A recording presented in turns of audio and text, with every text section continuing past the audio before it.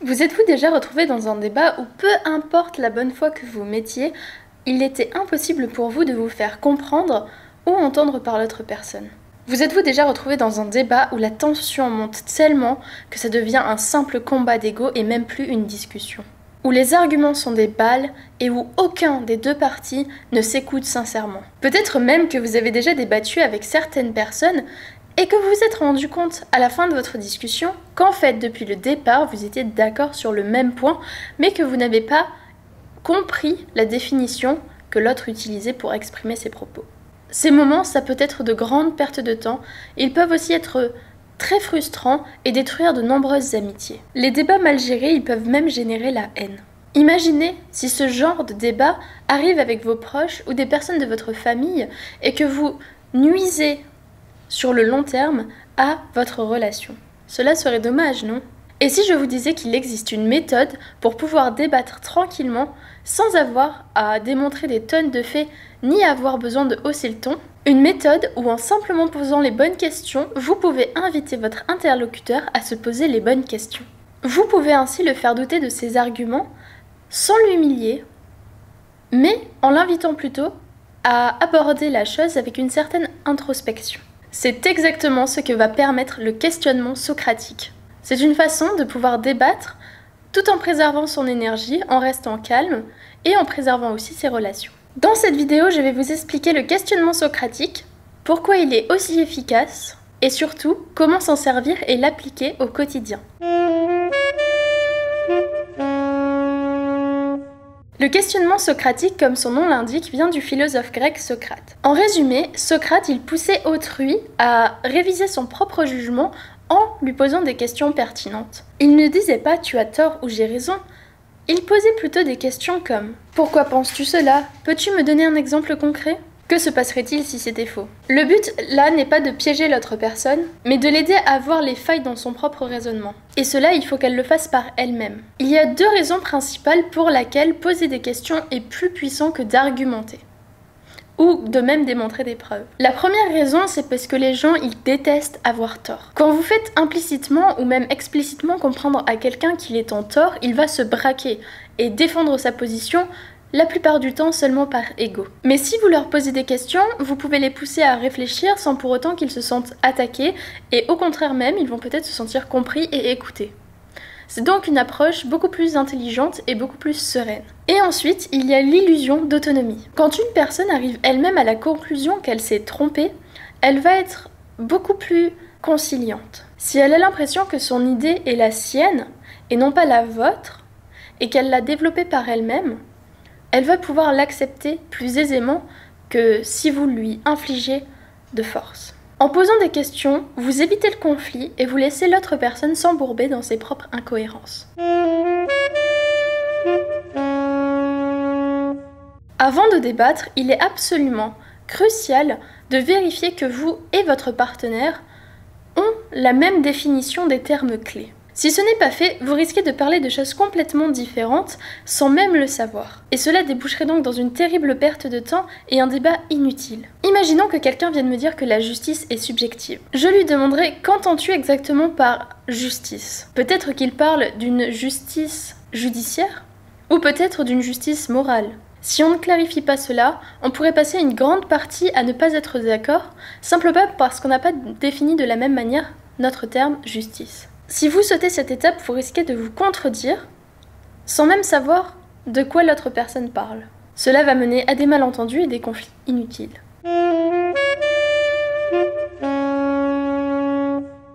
Admettre que vous ne comprenez pas parfaitement le point de vue de votre opposant va vous permettre d'être perçu comme une personne humble. L'idée ici, c'est d'inviter l'autre personne à clarifier ses idées. Cela va amortir les tensions et mettre l'autre à l'aise pour clarifier son idée. Ce qui peut le pousser à aussi aller chercher plus loin et à se remettre en question plus facilement. On peut demander à quelqu'un « Je ne suis pas sûre de bien comprendre ce que tu veux dire par là. Peux-tu m'expliquer plus clairement ?»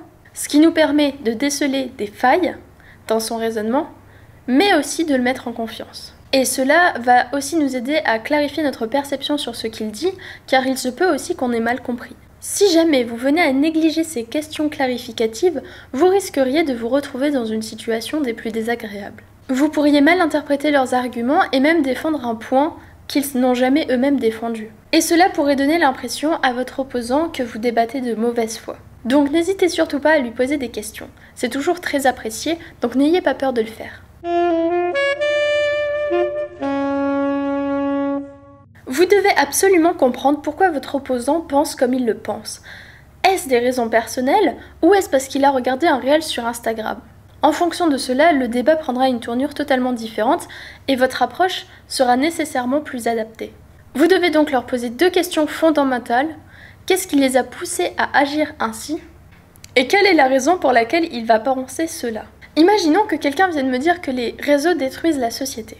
Je vais aller lui demander qu'est-ce qui l'a poussé à cette conclusion. S'il a vu une étude ou si c'est une expérience personnelle qu'il a par rapport à cela. Je vais lui demander pourquoi il pense que c'est de la faute des réseaux sociaux, quel est le rôle des réseaux sociaux là-dedans, et d'où vient cette croyance. Est-ce que par exemple, il réagit de manière très émotionnelle parce que lui a eu une mauvaise expérience, ou est-ce que c'est une observation qu'il a sur les gens qui l'entourent, ou est-ce simplement une étude qu'il a lue quelque part, ou un avis qu'il s'est forgé plus ou moins aléatoirement. En fonction de cela, vous saurez quelle direction prendre pour le débat. Et ça vous permet aussi de découvrir un peu plus sur votre opposant, et peut-être même de découvrir une belle amitié, ou de découvrir que sa forme de pensée est finalement basée sur des expériences personnelles, et donc d'aborder la chose avec un peu plus de tendresse. Et si vous ne comprenez pas leur position, vous risquez de les contredire sur des bases qui ne sont pas les leurs, ce qui rendrait le débat stérile. Invitez toujours votre opposant à s'imaginer dans un contexte différent et l'invitez à s'imaginer comment il réfléchirait sous des circonstances imaginaires. Imaginons que quelqu'un me dise que la liberté individuelle est plus importante que la sécurité.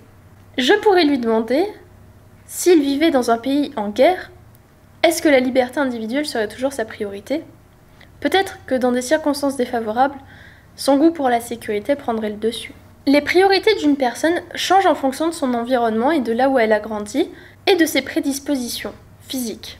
Imaginons que quelqu'un se plaigne parce qu'il y a des rampes pour les handicapés. On pourrait lui faire imaginer que s'il était handicapé lui-même, il serait plutôt content de les avoir. Ce genre de question, elle peut permettre à l'opposant d'approcher sa perception des choses avec une approche, on va dire, plus empathique. Si vous ignorez les alternatives qui pourraient changer votre perception des choses, vous réduisez aussi votre empathie. Et ça vous rend simplement borné, têtu et incapable de vous mettre à la place des autres, ce qui n'est pas très charmant et qui est surtout très désagréable lors d'un débat. Vous pouvez avoir des arguments figés, en revanche vous devez aussi comprendre pourquoi certaines personnes peuvent développer des arguments opposés aux vôtres. Vous pouvez aussi vous amuser à les démonter, mais faites-le toujours avec courtoisie.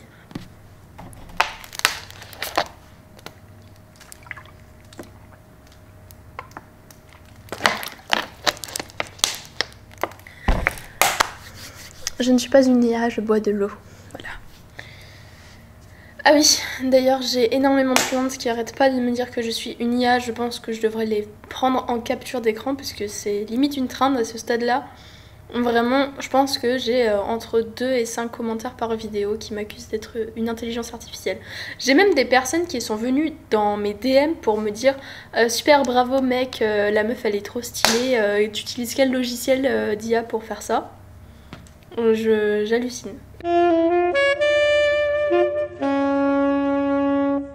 Explorez les conséquences à long terme et à grande échelle d'une idée pour pouvoir démonter les arguments d'une autre personne. Imaginons que quelqu'un me dise que chacun devrait pouvoir faire ce qu'il veut. Et moi je pourrais lui dire, à grande échelle, si ton opinion était adoptée, qu'est-ce qui empêcherait les crimes violents d'être commis ? Cela permet d'exposer une incohérence ou un danger dans leur position. Certes, chaque individu a le droit de penser ce qu'il veut et d'avoir sa propre version de la réalité. Cependant, il est important de comprendre qu'à grande échelle, pour que la société fonctionne, il y a forcément un groupe d'individus qui doit se mettre d'accord sur les lois qui sont à imposer en général pour la grande majorité des gens, afin que tout cela soit maintenu dans un certain équilibre. Donc si quelqu'un pense que son idée est absolument merveilleuse et ne se remet pas en question là-dessus, on pourrait lui faire voir à quoi ressemblerait le monde si tout le monde adoptait la même version et la même interprétation qu'il a de la vie. Et bien sûr, il y a le relativisme moral. On peut discuter du relativisme moral. Cependant, à grande échelle, il faut des règles communes pour vivre en société. Si chaque individu décidait lui-même du bien et du mal, où irait le monde? Et comment éviter des conflits constants? Sans évaluer les implications à grande échelle, des arguments absurdes ou extrêmes pourraient être pris au sérieux. Cela mènerait à des discussions inutiles. N'oubliez pas aussi de demander à votre opposant, avant d'engager tout débat, quel qu'il soit, à moins que vous ayez du temps ou de l'énergie à perdre, vous devez absolument poser ces 2 questions à chaque personne avec qui vous allez commencer à débattre. Il faut leur demander sous quelles circonstances ils seraient prêts à changer d'avis, et leur demander s'ils seraient prêts à réexaminer leur position si je leur faisais part d'arguments valables. Car si quelqu'un n'est pas ouvert à changer d'avis, le débat est donc inutile. Assurez-vous avant de discuter avec quelqu'un qu'il ne veut simplement pas vous imposer son idée et vous confronter par ego et non pas par intelligence. Pour résumer, voici la liste de questions que je vous conseille de poser à toute personne avec qui vous entrez dans un débat, quel qu'il soit, que ce soit de grands débats philosophiques ou même des petits désaccords. Il faudrait leur demander « Qu'entends-tu par ?» le terme spécifique, par exemple « Qu'entends-tu par justice ?»« Qu'entends-tu par amour ?»« Qu'entends-tu par Dieu ?» Tout cela, ce sont des mots sur lesquels il faut se mettre d'accord sur les définitions. Car bien qu'il y ait des définitions plus ou moins précises dans les dictionnaires, chaque personne, en fonction de l'environnement où elle a grandi, de ses habitudes et de la façon dont elle parle, aura interprété les mots avec une certaine manière bien précise. Vous le remarquerez assez rapidement lorsque vous leur poserez justement cette question. Très peu de personnes ont la même définition des mots. Ensuite, il faut leur demander « Peux-tu me donner un exemple ?» de ce qu'ils proposent. S'ils argumentent sur un sujet qui pense être mieux pour l'humain à grande échelle, je vais lui demander s'il a un exemple de sa théorie qui a déjà prouvé ou qui a déjà donné des résultats concrets. Ensuite, ne jamais oublier, il faut toujours lui demander pourquoi penses-tu cela? Il faut savoir, il faut qu'il nous raconte son histoire, savoir si c'est une expérience personnelle. Par exemple, quelqu'un qui croit en Jésus. Pourquoi? Parce que sa famille est catho et qu'il a fait le catéchisme depuis son enfance et qu'il ne sait pas penser autrement, ou parce qu'il a eu une apparition dans un rêve et que depuis sa vie a changé. Selon ce qu'il a vécu et selon à quel point son expérience est émotionnelle, passionnelle et personnelle, on va pouvoir aborder le sujet différemment. Ensuite, il faut lui demander qu'est-ce qui t'a amené à ta conclusion. C'est toujours très intéressant de le laisser développer là-dessus. Lui demander s'il vivait dans une autre situation, s'il penserait différemment. Ensuite, il faut demander à une personne que se passerait-il si le monde entier suivait cette idée.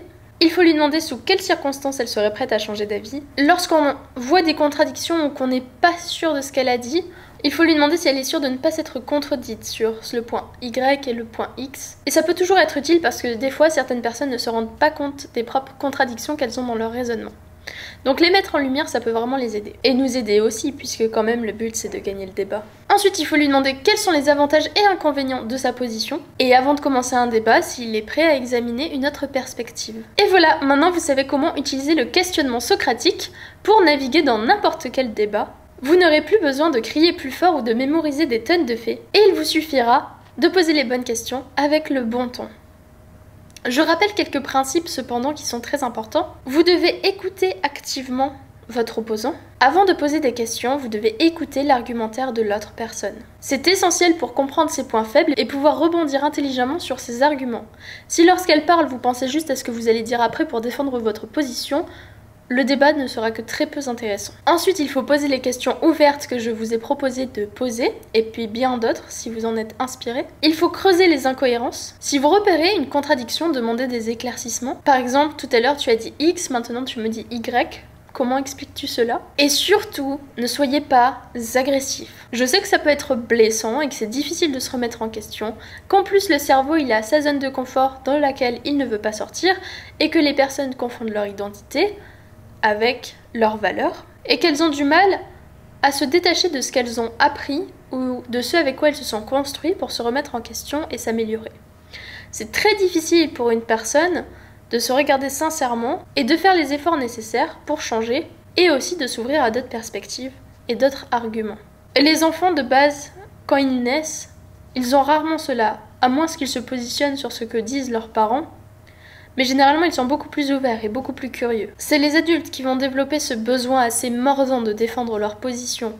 C'est comme une manière de défendre leur territoire. Simplement, ils ont oublié qu'ils ne défendent pas là des termes et qu'ils défendent une simple façon de penser. Ils ont l'impression que leur identité est remise en jeu quand on va les questionner. Effectivement, c'est plus ou moins le cas, mais ça ne veut pas dire qu'on ne les respecte pas ou que ce sont des personnes qui pensent mal. C'est pas une critique, c'est plus un moyen d'évoluer, de se remettre en question. Donc, si vous remarquez avoir tort, n'hésitez pas à changer de position dans votre vie, ça vous permettra d'être une meilleure personne. Et de toute façon, il n'y a que les idiots qui ne changent pas. Le ton, il est crucial.